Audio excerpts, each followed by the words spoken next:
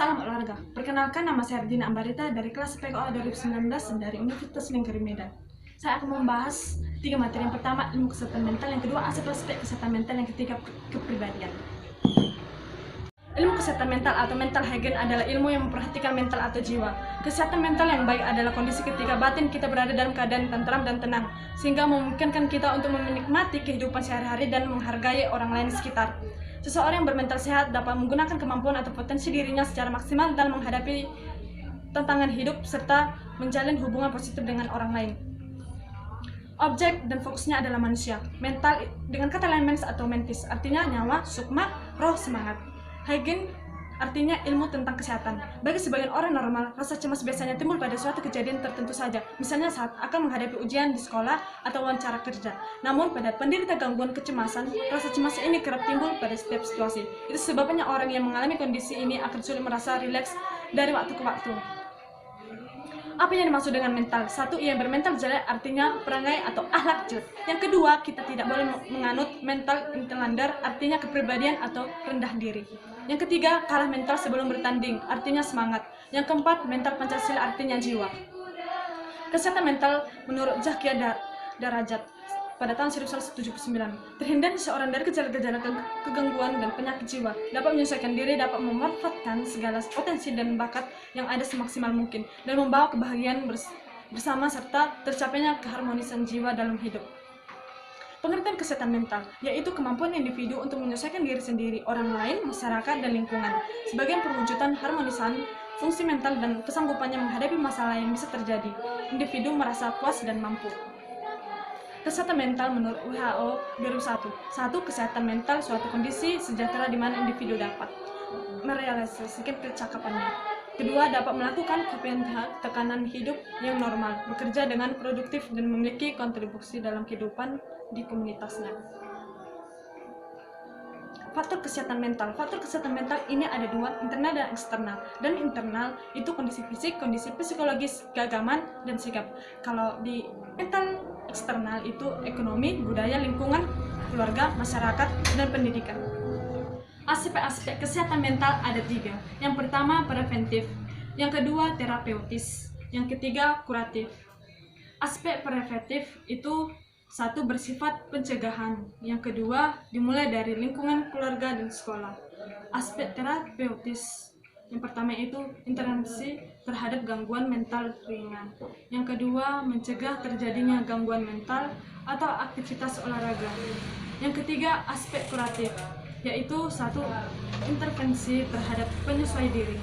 Yang kedua, penanganan oleh psikiater.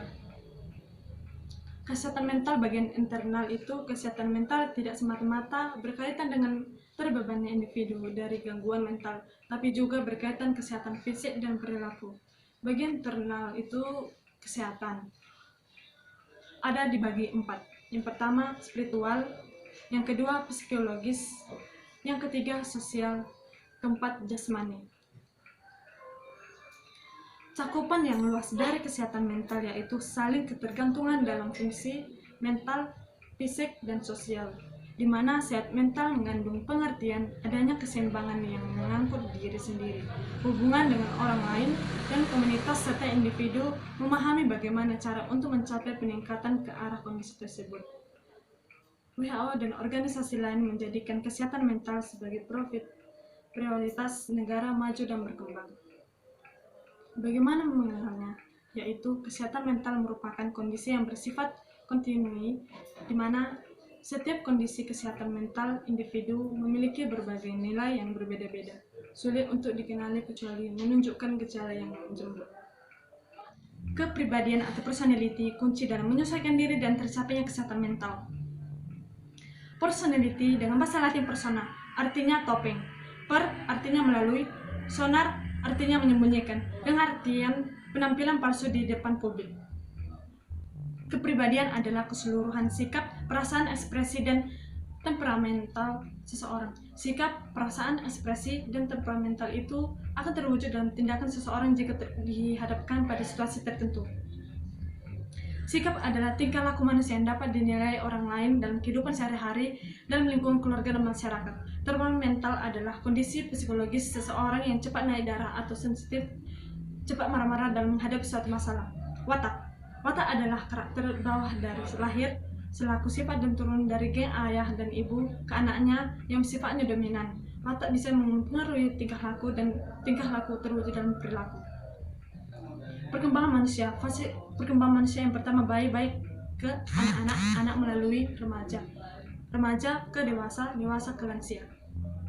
Faktor mempengaruhi perkembangan manusia Papalia 2017. Pertama, keturunan, lingkungan, kematangan atau otak, keluarga. Yang kedua itu status sosial atau ekonomi.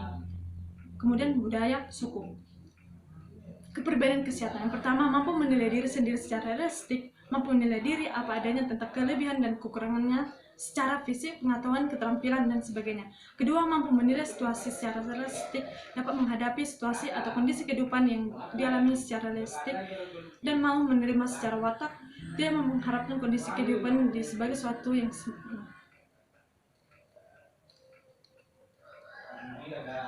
Kepribadian tidak sehat.